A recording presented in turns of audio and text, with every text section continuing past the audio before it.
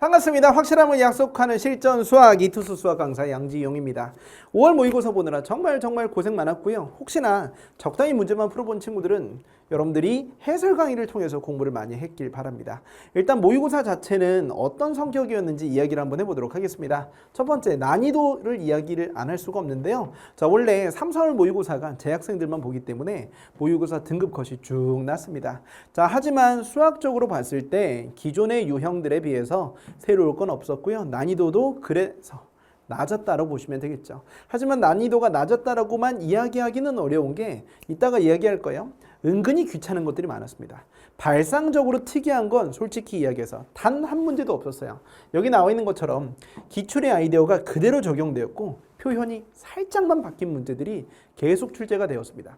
그리고 이 문제가, 이 모의고사가 원래 작년 6월 모의평가처럼 쉬운 문제 번호대에서도 쭉 어렵게 출제가 되었었거나 이러면 애들이 체감 난이도가 높아졌을 텐데 여기 나와 있는 것처럼 쉬워야 할 문제들은 확실히 쉬워졌어요. 11번? 너무 쉬웠어요.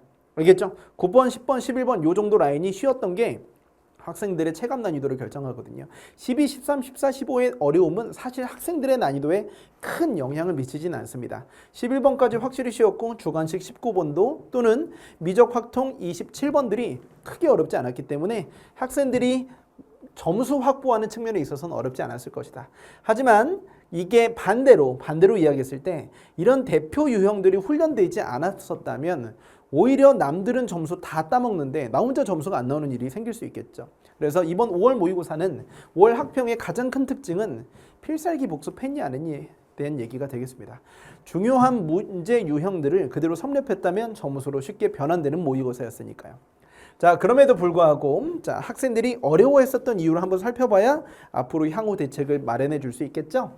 케이스 분류로 묻는 문제가 참 많았습니다.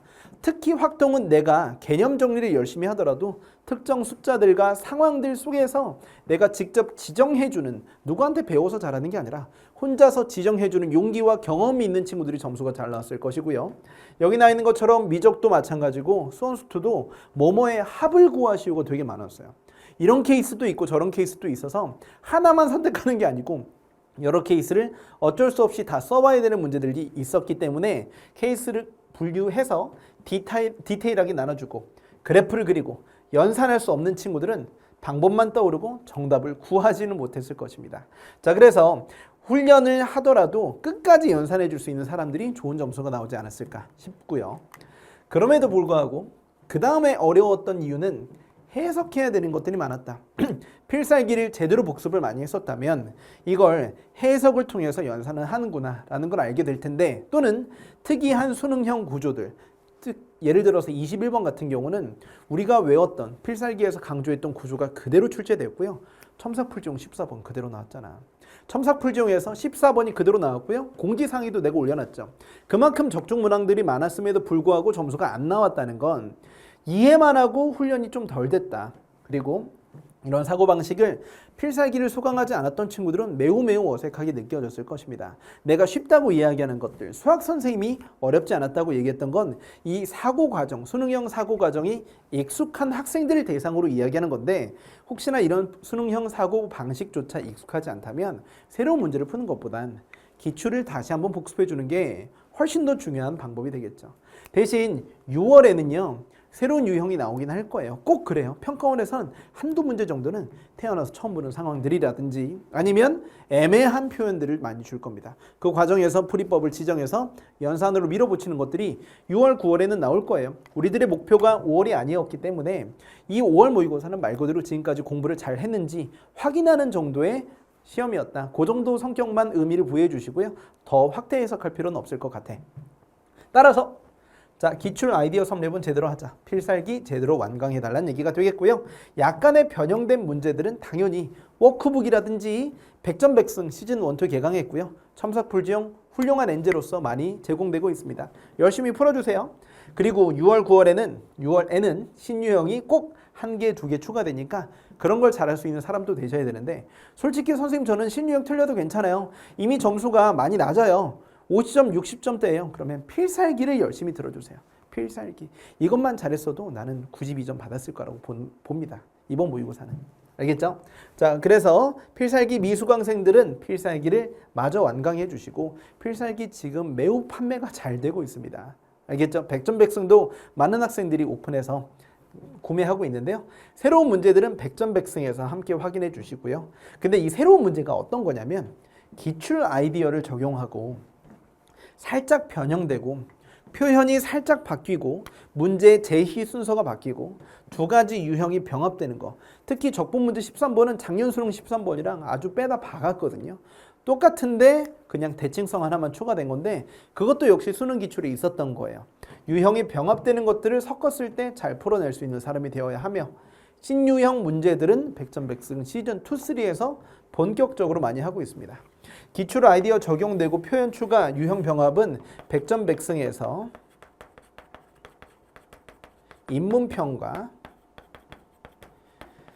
브릿지에서 진행하고 있습니다. 브릿지에도 이런 거 많아요. 신유형 문제들은 시즌 1에는 없어요. 그래서 나는 이번 모의고사 점수가 좀 낮아. 그럼 필살기 듣고 백전백승 인문편을 시간을 꽤 두고 공부를 열심히 해주세요. 긴 강좌는 아니거든요.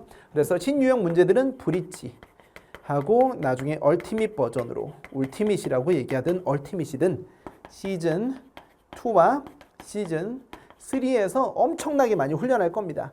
근데 솔직히 이것만 훈련하는 건 아니에요. 브릿지와 얼티밋 사이에 뭐 신유형만 있냐 그런 건 절대 아니거든. 근데 브릿지, 인문편 이런 걸 통해서 안정적인 점수 확보가 필요하다. 그리고 진짜 점수 확보는 어디에서 벌어진다? 필살기에서 많이 벌어질 만한 모의고사였습니다. 근데 무게중심이 평가 오늘은 수능은 이런 곳에 조금씩 더 무게중심이 쏠려 있지만 100% 무게중심이 신유형으로만 구성되는 건 아니기 때문에 이 밸런스를 잘 잡아줘야 되겠죠. 알겠죠? 그래서 이런 식으로 문제 풀다 보면 우리 공지사항에도 올렸잖아. 첨삭풀 중에서 똑같이 나왔고요. 그리고 재학생들은 아직 이 필살기에 대한 내용이 체화가 안 된 거야. 기출에서 배웠더라도 지용쌤이 정말 많이 강조하고 했더라도 반복을 많이 했더라도 자기 혼자 문제를 많이 풀어봐야 되니까 첨삭풀종을 통해서 혼자서 좀 많이 푸세요. 제발. 알겠죠? 워크북도 열심히 풀어보시고 그리고 백전백승을 통해서 다시 한번 풀이법을 확인받는 거 역시나 이번 모의고사에서도 증명이 됐기 때문에 여러분들이 공부하기에 아주 확실한 대응법을 알려줬습니다. 이대로 공부해 주시면 6월 모의평가, 9월 모의평가 그리고 수능까지 안정적인 점수 확보를 통해서 진짜 고득점을 최고득점을 노려볼 수 있는 사람이 되지 않을까 싶습니다.